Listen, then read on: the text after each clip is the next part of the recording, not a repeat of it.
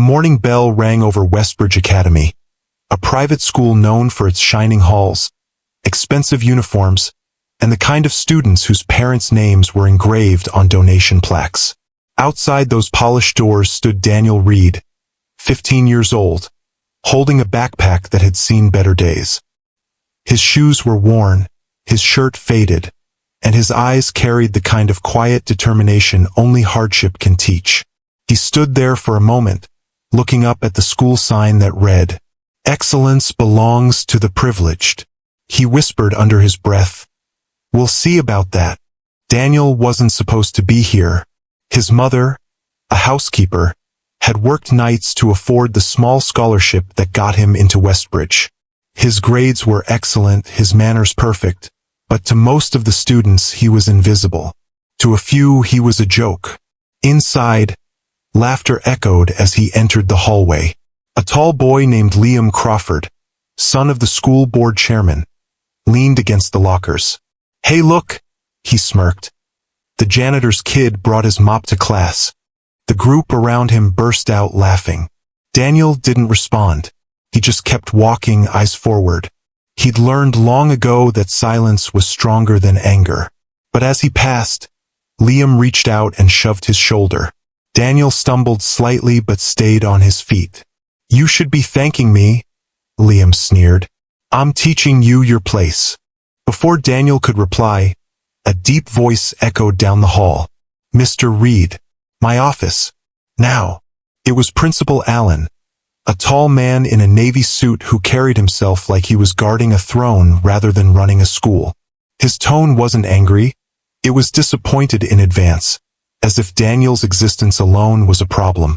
The principal's office smelled of polished wood and authority. Daniel stood before the desk while Principal Allen flipped through a thin file. "You've been here less than 3 months," he said without looking up. "And already I'm hearing reports of conflict with other students." "With respect, sir," Daniel said quietly. "I wasn't the one." Allen held up a hand. "Please, I don't want excuses. I've been doing this long enough to know when someone doesn't fit." Daniel's throat tightened. "Sir, my grades are good." "I've never." "Your grades are fine," Allen interrupted. "But attitude matters. You walk these halls like you have something to prove." "I do, sir," Daniel said. "That I belong here." For a moment, Allen's eyes met his sharp, cold. He leaned back in his chair and sighed. "You don't understand how this school works, Mr. Reed. You were admitted out of pity, not promise. Scholarships like yours are temporary privileges." Daniel's stomach sank. "Temporary?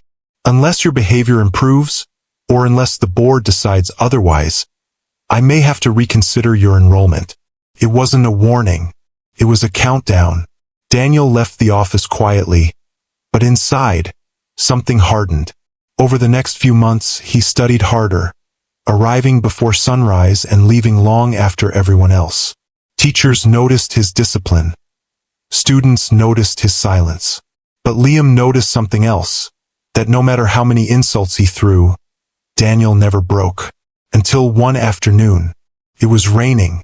Daniel sat alone in the library, working on a presentation. Liam and his friends came in, laughing loudly. They accidentally knocked over his project, charts and papers scattering across the floor. "Oops," Liam said.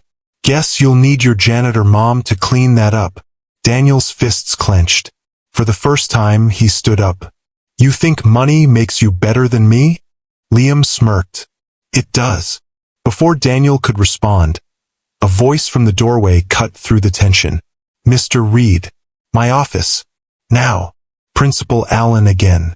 This time, the principal didn't bother sitting down. "I've had enough, Daniel.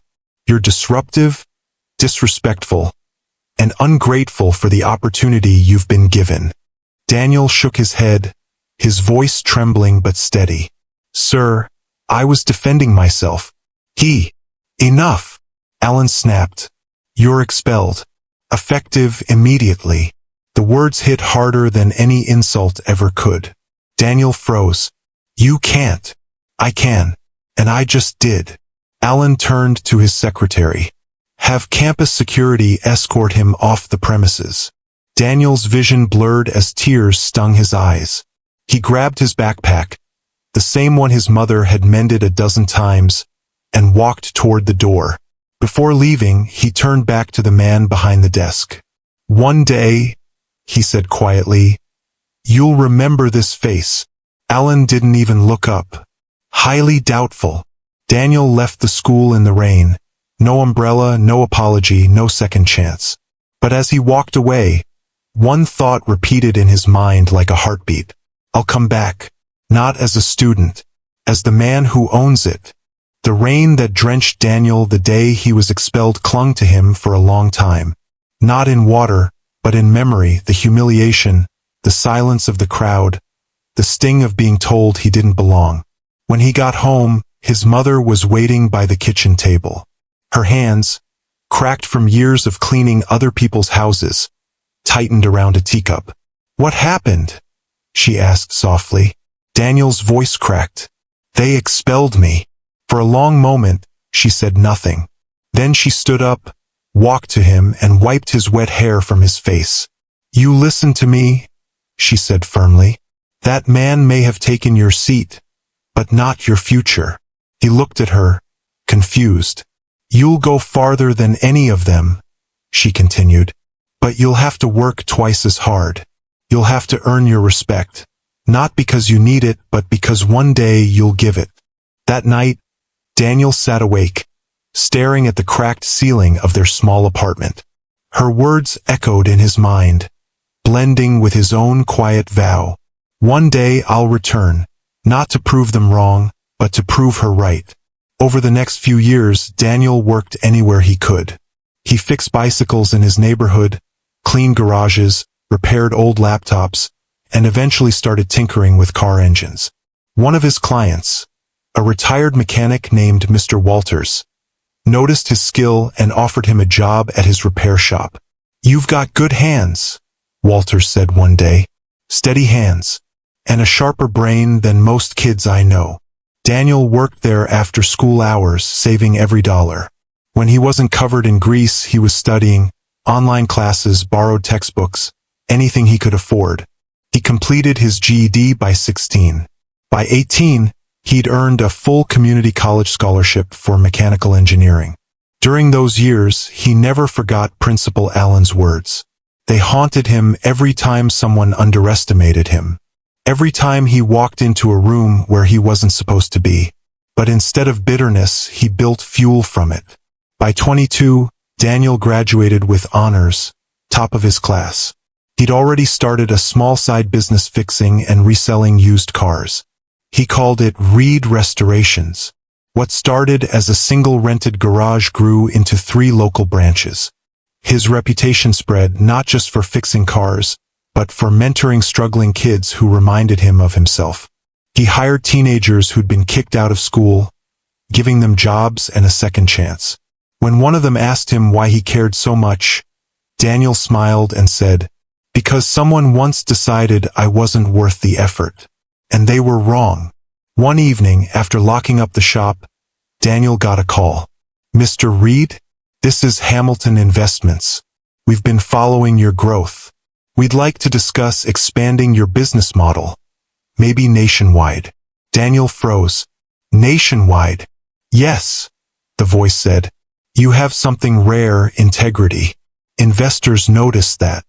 It took months of meetings, paperwork, and negotiation, but eventually, Daniel's humble repair shop became a registered corporation, Reed Technologies, focusing on renewable energy engines and affordable vocational training centers for underprivileged youth. At 29, he was sitting in a glass office overlooking the same city that once laughed at him. He wasn't a billionaire, not yet, but he was something far greater, independent, respected, and ready. One morning, his assistant, a young woman named Sophie, entered his office. Mr. Reed, there's an acquisition proposal on your desk. He looked up from his laptop. From who? Westbridge Academy, she said, glancing at the folder. They're facing bankruptcy. Enrollments dropped, donors pulled out. Their board is seeking a private buyer. Daniel froze. The name hit him like a thunderclap from the past. Westbridge. He leaned back slowly, eyes narrowing as a long-buried memory flickered. The marble floors, the mocking laughter, Principal Allen's voice saying, "You don't belong here." Sophie noticed his silence. "Should I schedule a meeting to discuss, or decline?" Daniel smiled faintly. "No, schedule it. I think it's time we talked about belonging." The meeting was set for the following week, inside the same school that had thrown him out. Daniel didn't tell anyone the full story. He didn't need to. He just prepared the acquisition documents and, for the first time in years, ironed a suit his mother would have been proud of. As he looked in the mirror that morning, tying his tie, he whispered, "You were right, Mom." And when he picked up his car keys, there was no bitterness. Only calm, quiet triumph. Because this time, Daniel Reed wasn't walking into Westbridge as a student. He was walking in as the man who could buy it. The black sedan rolled to a stop in front of Westbridge Academy. It looked the same. The grand columns, the manicured lawns, the polished crest that used to glare down at Daniel Reed like a silent judgment. He stepped out of the car slowly, straightening his jacket. This time, there was no worn backpack on his shoulder, no second-hand shoes squeaking on the marble, only calm confidence. The security guard at the gate looked uncertain. "Sir, are you here for the board meeting?" Daniel smiled slightly. "Yes, tell them Daniel Reed is here." The name meant nothing to the guard, but it would soon mean everything to the people inside. Inside the main building, Daniel's footsteps echoed down the same hallway where laughter once followed him years ago. He glanced toward the trophy case, still filled with gold-plated names that never mattered. But in the reflection of the glass, he could almost see the ghost of his 15-year-old self walking beside him, nervous, humiliated, but unbroken. At the end of the corridor stood a door marked Principal's office. For a moment, Daniel's chest tightened. The last time he'd stood here, he'd been a boy trembling before power. Now he was the one holding it. He took a slow breath and knocked. "Come in," came a familiar voice, older now but unmistakable. Daniel pushed open the door. Principal Edward Allen looked up from his desk, gray now streaking his hair, but his posture still carried that same superiority. "Yes," he said without looking up. "Can I help you?" Daniel smiled. "I think you can, sir." Allen finally looked up. His eyes narrowed. There was a flicker of recognition, faint at first. "You look familiar. Have we met?" "You could say that," Daniel replied evenly. "I used to be a student here. A long time ago." Allen frowned. "A former student? Then what's your business today?" Daniel placed a folder on the desk, sliding it toward him. "I'm here regarding the acquisition proposal your board sent to Reed Technologies." The principal froze, his pen dropping onto the papers. He blinked, as if trying to process the words. "You're that Reed?" "Yes," Daniel said calmly. "The company is mine." For a long, silent moment, Allen just stared. Then his voice cracked slightly. I had no idea. Reed Technologies. I've read about your work. Renewable energy systems, education grants." Daniel nodded politely. "And youth mentorship programs. For students who've been told they don't belong." The words landed like stones. Allen swallowed hard. "I see." Moments later, the rest of the school board joined them in the conference room. 7 men and women in suits, their expressions hopeful and nervous. The chairwoman spoke first. "Mr. Reed, it's an honor. Westbridge has always valued excellence, but we've fallen on difficult times." Daniel flipped through the documents slowly. Enrollments down 40%, facilities outdated, staff turnover high, and the donation fund depleted. The board shifted uncomfortably. Allen cleared his throat. "We believe your company could restore the school's reputation." Daniel looked up. "You mean save it?" No one spoke. He leaned back, the faintest trace of irony in his smile. Tell me something, Mr. Allen. How does it feel to ask for help from someone you once expelled? The room froze. Allen's face paled. Mr. Reed, Daniel raised a hand. Relax. I'm not here for revenge. If I was, I'd have declined this meeting. The tension eased slightly, though no one dared breathe. He continued, when I was a student here, I was told I didn't belong, that scholarships were temporary privileges, that excellence belonged to the privileged. But my mother taught me something different, that true excellence comes from endurance. He paused, glancing around the room. I intend to buy this school, but I'm not restoring its reputation. I'm rebuilding its purpose. The board members exchanged wary looks. Daniel's voice grew firm. Westbridge will no longer be a playground for the wealthy. It will be a launchpad for those with potential. Half of all future admissions will be merit-based, not money-based. Tuition will scale with income, and the first new scholarship will be named after my mother. A ripple of silence spread across the table. The chairwoman leaned forward. That's bold, but generous. Allen finally found his voice. And my position? Daniel looked at him for a long moment. That depends, sir. Do you still believe some people don't belong here? Allen hesitated, shame flickering across his face. No, Mr. Reed. I was wrong. Daniel studied him, then nodded. Then maybe you deserve a chance to learn from your own lessons. He extended his hand across the table. Let's build something better. Allen hesitated, then shook it. His grip uncertain, humbled. And just like that, the man who once expelled Daniel was now working for him. When Daniel walked out of that office, the sunlight from the courtyard hit his face, warm and steady. For a moment, he closed his eyes and smiled. Not in triumph, but in peace. Because this wasn't about revenge anymore. It was about coming full circle. The ink on the contract was barely dry when Daniel Reed officially became the new owner of Westbridge Academy. For most people, it was just another business transaction. But for Daniel, it was the closing of one life chapter, and the beginning of another. The news spread fast. Local papers ran headlines like, Former student returns as school owner. From expelled teen to educational reformer. And just like that, the school that once shut its doors on him became the center of a quiet revolution. The first day he walked into Westbridge as its owner, the teachers and administrators gathered in the main hall. Some smiled politely, others whispered behind their hands. Everyone was wondering what the new man in charge would do. Daniel stepped up to the microphone. The morning sunlight streamed through the glass dome above, catching the faint dust in the air, like a stage waiting for truth. Good morning, he began, his voice calm, clear, and full of weight. Some of you might remember me, many of you don't. But years ago, I was a student here, for a short while.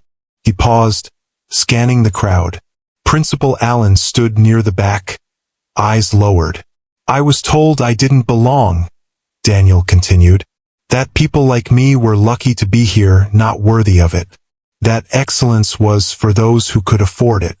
That day, I promised myself something. That one day, I'd change that story. The hall was silent. You could hear the faint hum of the air conditioner. Well, today's that day. He glanced at the new banner behind him. Westbridge Academy, where character defines excellence. Starting this semester, he said, half of all admissions will be merit-based. A new scholarship fund, the Maria Reed Foundation, will ensure that no talented student is turned away because of money. A few teachers clapped softly. The rest just stared, stunned. Daniel smiled faintly. And to our current staff, I'm not here to fire anyone. I'm here to help you rediscover why you became educators. We'll be introducing new community programs, free weekend classes for underprivileged youth, and mentorship training for teachers. This school is no longer a fortress for the elite. It's a bridge to opportunity. He let the words hang in the air. Then he stepped back. The applause this time was louder. Not forced, genuine. In the following weeks, Daniel worked harder than ever. He met with teachers, listened to janitors, ate lunch with students. He replaced the expensive marble in the main hallway with murals painted by art students. Stories of perseverance, diversity, and kindness. He opened a new science lab and named it after the janitor who'd worked there for 30 years. Mr. Jacobs, the man who used to quietly fix Daniel's locker when no one else cared. The students began to notice the change too. For the first time, the cafeteria wasn't divided between the rich and the rest. One afternoon, a girl named Amira, a scholarship student, nervously approached him while he was reviewing plans in the courtyard. "Mr. Reed," she said softly, "I just wanted to say, thank you." He looked up, smiling. "For what?" "For seeing us," she said simply. "For seeing kids like me." Daniel's throat tightened. He nodded. "You don't owe me thanks. Just promise me one thing, that you'll do the same for someone else one day." She smiled. "I will." But not everyone was happy. A few wealthy parents began to complain. Emails flooded the office. "We didn't pay tuition to have our kids share classrooms with lower-income students." One even threatened to pull funding. Daniel called a meeting. "Mr. Reed," one parent said sharply, "you're destroying this school's reputation." Daniel leaned forward. "If you mean the reputation of arrogance, exclusion, and entitlement, yes, I am." Gasps filled the room. He continued, "Westbridge was built to serve education, not ego. If that doesn't suit your family, there are plenty of other schools that will." He stood and left the room without another word. Weeks turned into months. Slowly, the walls that once separated them and us started to fade. A son of a janitor won a city-wide science competition. A scholarship student became captain of the debate team. And the school, once known for elitism, became known for excellence. Principal Allen, now serving as a senior advisor, watched it all unfold. One afternoon, he walked into Daniel's office, holding an envelope. "It's a letter," he said quietly, "from the Education Board. They've nominated Westbridge for the National Innovation Award." Daniel looked up, surprised. "Innovation?" Allen smiled weakly. "Seems they finally understand what you've been building." He placed the letter on the desk, then hesitated. "Daniel, I owe you something." "You don't," Daniel said. "Yes, I do." Allen's voice broke. "I was wrong about you, about what success looks like. You taught me more in 6 months than I taught any student in 20 years. Daniel extended his hand. "Then teach the next ones better. That's all I ask." Allen nodded, shaking it. "I will." That evening, Daniel stood on the school rooftop, watching the sunset over the city. The bell tower chimed softly, the same sound that once echoed over his expulsion, now ringing for a new beginning. In the golden light, he could almost hear his mother's voice again. "You'll go farther than any of them, and one day you'll give back what they never gave you." He smiled faintly. "I did, Mom," he whispered. "I finally did." A year later, Westbridge Academy looked nothing like the school Daniel Reed had once been expelled from. The courtyard that used to hold luxury cars was now a small garden, filled with benches, flowers, and laughter. The marble plaques that once carried donor names were replaced by a wall engraved with a single line. "Excellence belongs to everyone who dares to try." Students from every background filled the classrooms. Some in polished shoes, others in hand-me-down sneakers, but all with the same spark in their eyes. And above it all hung a new banner, the Maria Reed Foundation for Education and Integrity. Daniel stood by the entrance that morning, watching as parents dropped off their children. For the first time, he felt what his mother must have felt, pride mixed with peace. Principal Allen, now serving as a quiet advisor, joined him. "You've changed this place," he said softly. "You've given it a soul." Daniel smiled. "It always had one." It just needed someone to listen. That afternoon, Westbridge held its first Founders' Day ceremony under Daniel's ownership. Students gathered in the gymnasium, sunlight streaming through tall windows. A brass plaque was unveiled in front of everyone, dedicated to his mother, Maria Reed, for believing that hard work and kindness belong in every classroom. When the applause faded, Daniel walked to the podium. He looked out at hundreds of faces, young, hopeful, hungry to learn, and for a moment, the past flashed before him. The muddy shoes, the laughter, the office door closing behind him. Then the vision faded, replaced by the present. He began quietly. When I was 15, I stood in this same building, scared, angry, and convinced I'd never belong. I was told that opportunity isn't for people like me. And for a while I believed it. The room was still. But I learned something. Belonging isn't given. It's built. Brick by brick, act by act, truth by truth. And no matter where you come from, if you keep building, one day, the same doors that shut on you will open for others because of you. His voice trembled slightly, but he didn't hide it. This school once taught me pain. Now it teaches purpose. That's what real success looks like. The students rose to their feet, clapping until the sound filled the hall. After the ceremony, Daniel walked through the hallways alone. He stopped at a classroom where a new teacher, Ms. Parker, was helping a boy fix his broken backpack. The boy looked about 15, quiet and awkward, his sleeves too short. Trouble with the zipper? Daniel asked, stepping inside. The boy nodded shyly. Yeah, I was gonna fix it later. Daniel knelt beside him and smiled. Let me help. I used to be the kid with the broken backpack too. The boy laughed softly. You? But you're the owner. Daniel glanced around the classroom. The same old walls, but full of new life. Back then, I was just another student. But sometimes, the ones who start at the bottom end up building the whole thing. He fixed the zipper, handed the backpack back, and patted the boy's shoulder.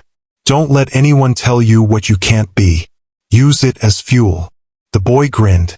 Yes, sir. As Daniel stood to leave, Miss Parker whispered, You remind him a little of yourself, don't you? Daniel smiled faintly. That's the point. That evening, long after everyone had gone home, Daniel returned to the rooftop where he had watched the sunset months before. The city lights shimmered beyond the trees, and below, Westbridge glowed, not with wealth, but with warmth. He reached into his coat pocket and pulled out a small, worn photo of his mother. It was the same one he'd carried since high school, creased at the corners, faded at the edges. I did it, Mom, he whispered. They remember your name now. He looked down at the school courtyard, where a group of students were still lingering, laughing under the lamps. In their joy, he saw everything he had fought for. Not revenge, not recognition, just balance, the kind the world had once denied him. He smiled, his voice low but steady. And now they'll never forget that even the poorest student can become the one who owns the school. The wind caught his words and carried them into the night. The bell tower chimed. Once, twice, 3 times, echoing through the quiet campus. Daniel turned toward the door, ready to leave. But before stepping inside, he looked back one last time and whispered, For everyone who was told they didn't belong, build your own place. Then open the doors for the next one. And with that, he walked down the stairway, the glow of the school lights following him like a promise kept.